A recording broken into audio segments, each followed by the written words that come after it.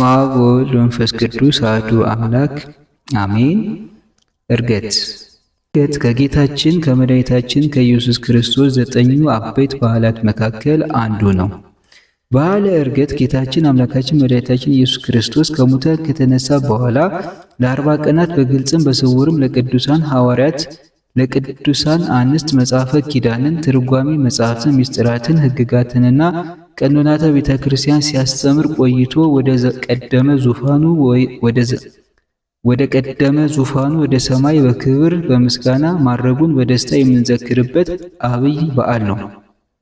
የቃሉ ትርጉም ዕርገት የግዕዝ ቃል ሲሆን በአማርኛ ማረግ ከታች ወደ ላይ መውጣት ማለት ነው።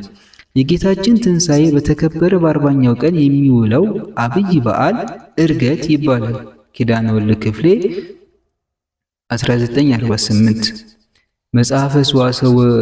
መጽሐፈ ሰዋስው ወግስ ወመዝገበ ቃላት አዲስ ገጽ 760 ዘመነ ዕርገት በዓለ ዕርገት በየዓመቱ በዓሉ የሚውልበት ዕለት ሐሙስን ባይለቅም ቀኑ ግን የአጽዋማትና በዓላት ማውጫ ቀመርን ተከትሎ ከፍና ዝቅ ይላል። በዚህ መሰረት የዘንድሮ በዓለ ዕርገት ግንቦት 13 ቀን 2018 ዓ.ም ይውላል ማለት ነው። ከጌታችን የዕርገት በዓል ጀምሮ በዓለ ትንሣኤ 40ኛው ቀን ማለት ነው እስከ በዓለ ጰራቅሊጦስ ዋዜማ ወይም 49ኛው ቀን ድረስ ያለው ወቅትም ዘመነ ዕርገት ተብሎ ይጠራል። አርገበ ስብሐት ጌታችን መድኃኒታችን ኢየሱስ ክርስቶስ ከተነሳ በኋላ ዕለቱን ወደ ሰማይ አላረገም። 40 ቀን ለሐዋርያት በሥጋ እየተገለጠና እየታያቸው ስለ እግዚአብሔር መንግሥት እያስተማራቸው ቆየ። በ40ኛው ቀን ደቀ መዛሙርቱን እስከ ቢታንያ አወጣቸው፣ እጆቹን አንስቶ ባረካቸው። በዚህም እስከ ፓትርያርክነት ድረስ ያለውን ማዕረግ ሾማቸው።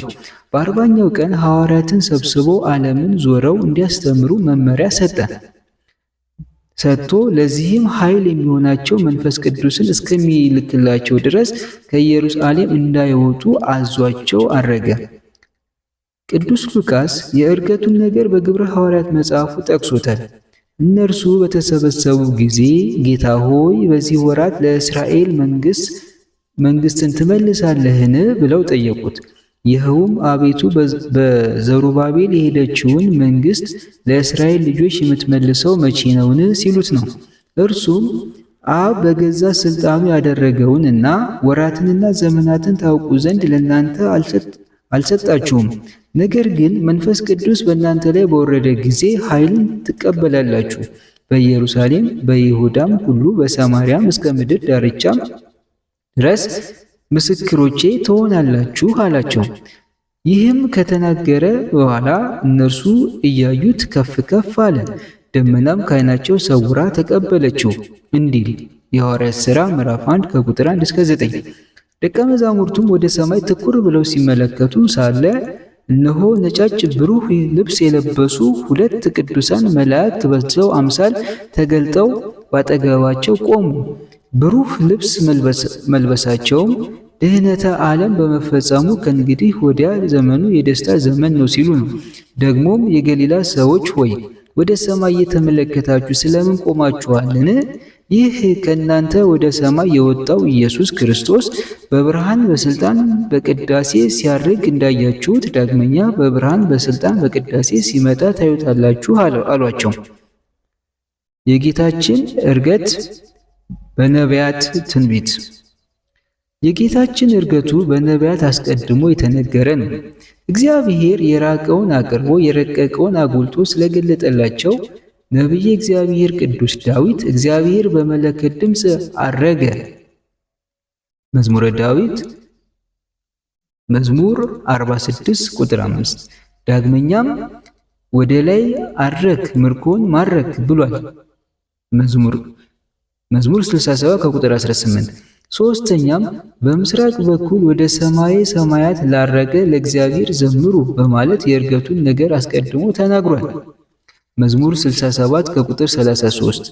ከዚህም የምንረዳው እግዚአብሔር አረገ በማለት የኢየሱስ ክርስቶስን የባህሪ አምላክነት መስክሯል።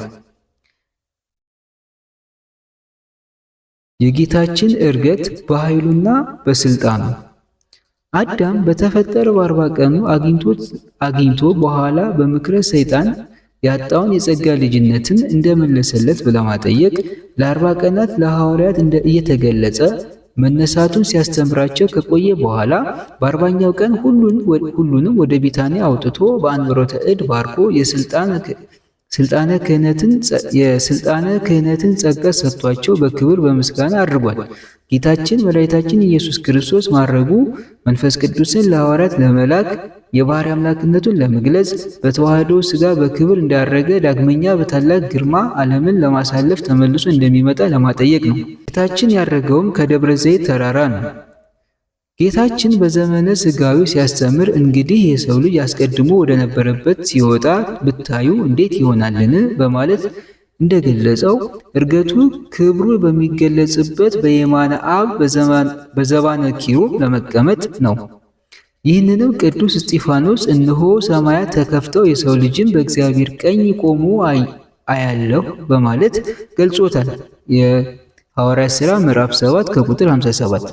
ቅዱስ ጳውሎስም በሥጋ የተገለጠ በመንፈስ የጸደቀ ለመላእክት የታየ በአሕዛብ የተሰበከ በዓለም የታመነ በክብር ያረገ ሲል ገልጾታል። አንደኛ ጢሞቴዎስ ምዕራፍ 3 ከቁጥር 16። የኢትዮጵያ ኦርቶዶክስ ተዋሕዶ ቤተክርስቲያን ታሪክ ልዩ የሆነበት ጌታችን ዕርገት አስቀድመው ካረጉ ከነ ኤልያስ ከነ ዕዝራ ሱቱኤል ከነ ሄኖክ ይለያል። እነርሱ አረጉ ቢባሉ በራሳቸው ስልጣን አይደለም። ሄኖክን እግዚአብሔር እንዳሳረገው በኦሪት ዘፍጥረት ተገልጾ ይገኛል። ሄኖክ አካሄዱን ከእግዚአብሔር ጋር ስላደረገ አልተገኘም፣ እግዚአብሔር ወስዶታልና ይላል ኦሪት ዘፍጥረት ምዕራፍ 5 ቁጥር 24። ዕዝራ ሱቱኤልም መላእክት ወደ ብሔረ ሕያዋን እንዳስገቡ ተገልጿል። ይህን ሁሉ ጽፎ ያን ጊዜ መላእክት ዕዝራን ይዘው እንደሱ ያሉ ደጋግ ሰዎች ወዳሉበት ወደ ብሔረ ሕያዋን ወሰዱት ይላል ዕዝራ ሱቱኤል ምዕራፍ 13 ቁጥር 49። ጌታችንና አምላካችን ኢየሱስ ክርስቶስ በአምላካዊ ኃይሉና በስልጣኑ ሞትን ድል አድርጎ ወደ ሰማይ የወጣው በኃይሉና በስልጣኑ ነው። የአዳም 7ኛ ትውልድ ሄኖክ ያረገው በራሱ ኃይል ሳይሆን እግዚአብሔር ወስዶት ነው። ነቢዩ ኤልያስም በእሳት ሰረገላ ያረገው በራሱ ኃይል ሳይሆን እግዚአብሔር ወስዶት ነው። እኛንም በትንሣኤ ዘጉባኤ ነፍሳችን ከሥጋችን አዋህዶ ትንሣኤ ዘለክብር አስነስቶ ወደ ሰማይ እንደሚያሳርገን እናምናለን። ይህንንም ራሱ ባለቤቱ እኔ ባለሁበት እናንተ ደግሞ እንድትሆኑ ሁለተኛ እመጣለሁ፣ ወደ እኔም ወስዳችኋለሁ በማለት እውነተኛ ተስፋ ሰጥቶናል። ሐዋርያው ቅዱስ ጳውሎስ እኛ ሀገራችን በሰማይ ነውና ያለውም ለዚህ ነው። ቅዱሳን አባቶች ሃይማኖታቸው የጸና ምግባራቸው የቀና የክርስቶስን አምላክነትና የማዳኑን ምስጢር ቅዱሳት መጻሕፍትን መረጃ በማድረግ በጸሎተ ሃይማኖት ድንጋጌያቸው ገልጸውልናል። የ318 አባቶች የሃይማኖት ውሳኔ በመጨረሻው አንቀጽ አርገ በስብሐት ውስተ ሰማያት ወነበረ በየማነ አቡሁ ዳግመ ይመጽእ በስብሐት ይኮንን ሕያዋነ ወሙታነ ወአልቦ ማኅለቅ ለመንግሥቱ። በክብር ወደ ሰማይ አረገ፣ በአባቱም ቀኝ ተቀመጠ። ዳግመኛም በክብር ይመጣል፣ በሕያዋንና በሙታን ይፈርድ ዘንድ ለመንግሥቱ ፍጻሜ የለውም ብለው ወስነዋል። ወልድ ሰው የሆነበትን ቅዱስ ዓላማ ፈጽሞ ወደ ላከው ወደ አባቱ በክብር አረገ፣ በክብር ዙፋኑን ተቀመጠ። የወረደው ሌላ ያረገው ሌላ አይደለም ለማለት አርገ በስብሐት ሲሉ አባቶች ተናገሩ። ወንጌላዊው ዮሐንስም ከሰማይ ከወረደው በቀር ወደ ሰማይ የወጣ ማንም የለም፣ እርሱም በሰማይ የሚኖር የሰው ልጅ ነው ሲል የሰው ልጅ ክርስቶስ በባህሪ ክብሩ በመለኮታዊ ስልጣኑ ሁሉን ለማድረግ የሚችል ሆኖ በሰማይ እንደሚኖር ገልጦ ተናገረ። በዓለ ዕርገት በቤተ ክርስቲያን። ዕርገት በምዕመናኑ ዘንድ እንደ ትንሣኤና ልደት ዝግጅት ባይደረግበትም በቤተ ክርስቲያን ግን የተሟላ አገልግሎት የሚሰጥበት ማህሌቱ፣ ቅዳሴው የሚደረግበት ዕለት ነው። ዕለቱ በቤተ ክርስቲያን ትውፊት መሠረት ጌታ ለደቀ መዛሙርቱ ክህነትን የሰጠበት በመሆኑ ልዩ መታሰቢያነትና ምስጢር ያለው ሆኖ ይታያል። ጌታችን ኢየሱስ ክርስቶስ የጌትነቱን ሥርዓት የፈጸመበት ከሊቀ ጳጳስነት ጀምሮ እስከ አጻዊ ሆትነት ያለውን ማዕረግ የሰጠበት ወደ ላከ ወደ ባህሪ አባቱ ወደ አብ ያረገበት በአብ ሪና የተቀመጠበት በዓለ ዕርገትን ለማክበር እንዲገባ ሊቃውንቱ በፍትሐ ነገሥት አዘዋል። ሥርዓቱንና ማዕረጋቱን ሁሉ የፈጸመበትንና ወደ ላከ ወደ እግዚአብሔር አብ ያረገበትን በአብ ቀኝ የተቀመጠበትን የጌታችን እና የመድኃኒታችን በዓለ ዕርገት አክብሩ። ፍትሐ ነገሥት ንባቡና ትርጓሜው አንቀጽ 19 ቁጥር 736 እና 740።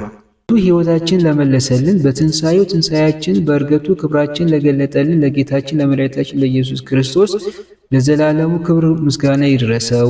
ዜና ብስራቱን፣ ጽንሰቱን፣ ልደቱን፣ ዕርገቱን፣ ስደቱን፣ ታምራቱን፣ ሕማሙን፣ ሞቱንና ትንሣኤውን በሰማንበት እዝነ ልቦናችን ባየንበት በዓይነ ሕሊናችን ዕርገቱንም እንድንሰማና እንድናይ ዕድሜን ለንስሐ ሰጥቶ እስከ ዛሬ ድረስ እንደጠበቀን ሁሉ ዳግም ለፍርድ በሚመጣበት ጊዜም እናንተ ብሩካን ወደ እኔ ኑ የሚለውን የሕይወት ቃል እንዲያሰማን ቅዱስ ፍቃዱ ይሁንልን። ወስብሐት ለእግዚአብሔር። ይቆየን።